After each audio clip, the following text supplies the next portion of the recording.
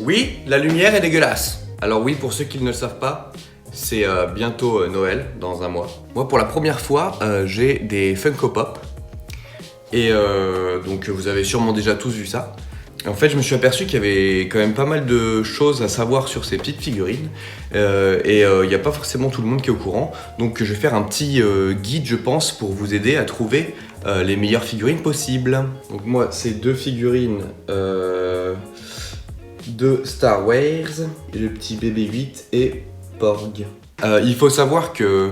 Enfin, il faut savoir... Ça intéresse peut-être pas tout le monde, mais pour le petit historique, la marque Funko est née en 1978 par un monsieur qui voulait faire qui voulait monter un magasin de jouets. Et donc il a créé des figurines qui s'appelaient les Bobblehead. Donc vous avez sûrement vu ça dans les films même des années 80, etc.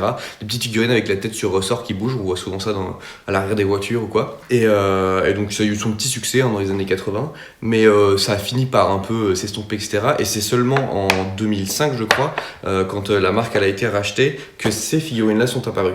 Un Funko Pop, qu'est-ce que c'est? C'est une figurine en plastique, en vinyle.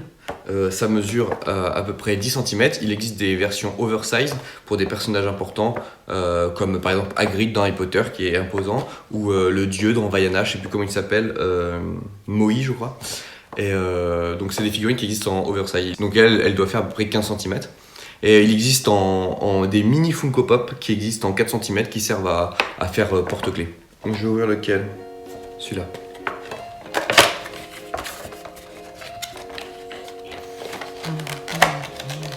Donc c'est la première fois que j'en ouvre un. Tac. Hop là. Voilà. Bon, j'arrive pas à le mettre sur le socle. Ça commence bien. Elle est cassée. Voilà. Tidam. Bon, les caractéristiques principales, c'est que la plupart d'entre elles, en tout cas, elles sont en vinyle. Elles ont une grosse tête et un corps un peu plus petit. Et bon, à savoir aussi qu'avec les années, elles ont de plus en plus de détails. Surtout toutes celles qui viennent de chez Disney. Je vais ouvrir l'autre, tiens.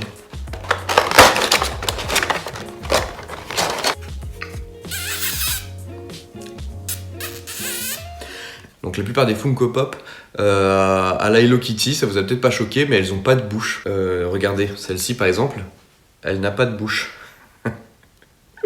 C'est le parfait exemple. J'en ai deux, voilà. Une qui a une bouche, le Porg, et BB-8 qui de toute façon a pas de bouche vu que c'est un robot. Peut-être que certains ont douté encore, mais oui, les Funko Pop sont des figurines qui prennent de la valeur. Parce qu'il y en a des rares et d'autres non. Moi, j'ai moi-même pensé longtemps que c'était pas le cas. Pourquoi? Parce que, comme vous avez peut-être pu le voir, les boîtes ne sont pas scellées.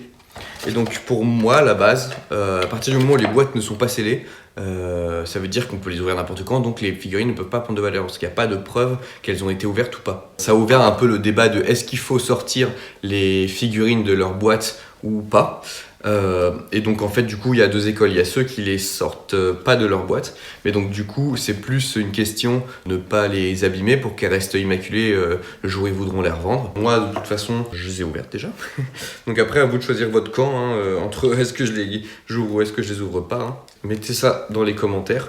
Donc la boîte de la figurine propose pas mal d'informations, ça permet à tout le monde d'évaluer la figurine et pas seulement aux connaisseurs. En fait sur la boîte, ce qui n'est pas le cas ici, vous allez trouver de temps en temps des petits autocollants collés ici ou ici, donc sur le devant de la boîte. Et ces autocollants apportent pas mal d'informations, il y en a de différentes sortes.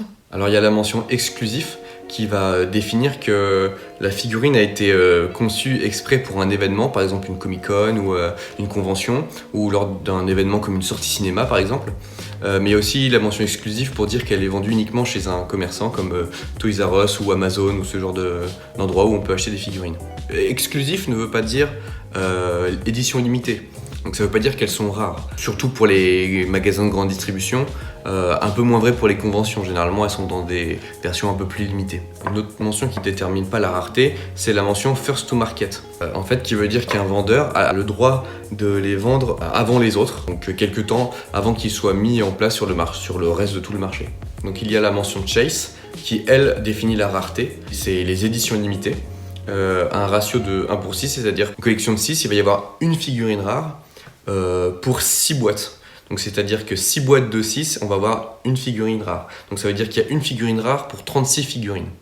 Généralement, elles sont faites sur exactement le même moule que la figurine d'origine, mais elle va avoir une variation, ce qui la rend presque unique. Par exemple, pour la figurine Aurore de La Belle au Bois dormant, elle existe en version classique et en version Chase, qui est version Glow. Sa particularité, ça va être qu'elle va avoir une couronne brillante. Ensuite, il y a les mentions sur l'aspect de la figurine. Donc souvent, la version Chase comporte une mention sur l'aspect, parce que c'est souvent la mention sur l'aspect qui va définir sa particularité par rapport à la version classique. Mais l'inverse n'est pas vrai, c'est parce qu'il y a une mention sur l'aspect que la figurine est rare. Par exemple, il y a la mention Glow in the Dark qui définit que la figurine est phosphorescente.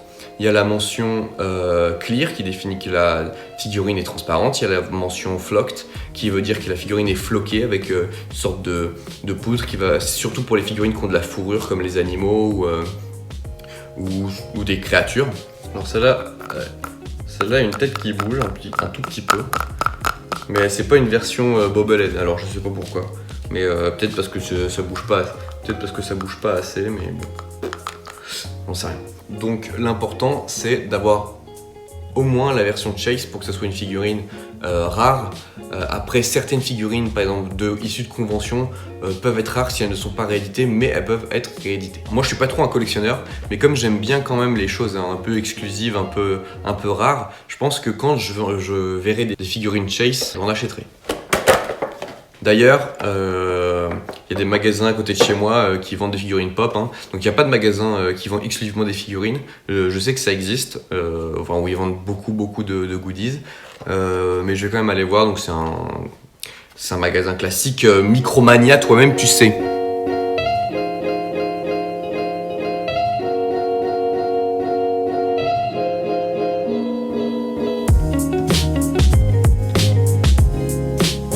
Bon, pas de rare à la Fnac, on va aller ailleurs. Bon, ici, il n'y en a pas non plus. Voilà, on n'en a pas non plus. C'est 0.